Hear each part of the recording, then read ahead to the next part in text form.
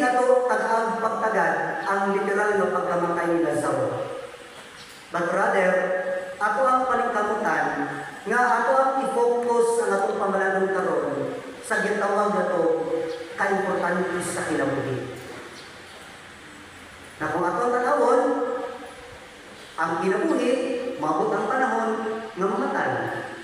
Apan ang kamatayon, maabot ko sa panahon nga taga-ag kinabuhing dayon. So kung ato yung ilang oras pagtanaw, life ang gustong ipaabot ni Kristo. Para ang matapos sa kakarong mga kaigsunan, ako ang i-appreciate o kung sa kanindot ang kinabuhi samtang buhi pa kita ni kinabuhi ka.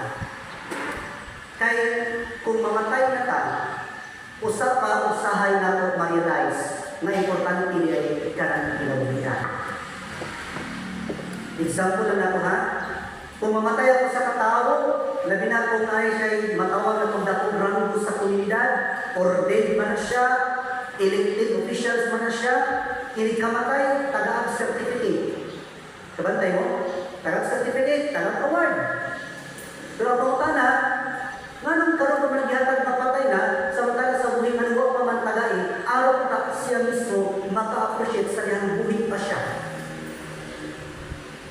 Mga karon, ako ang itubog ng atong pagalingon, na ako ang i-appreciate ang makakinabuhi, samtang kita nagkinabuhi.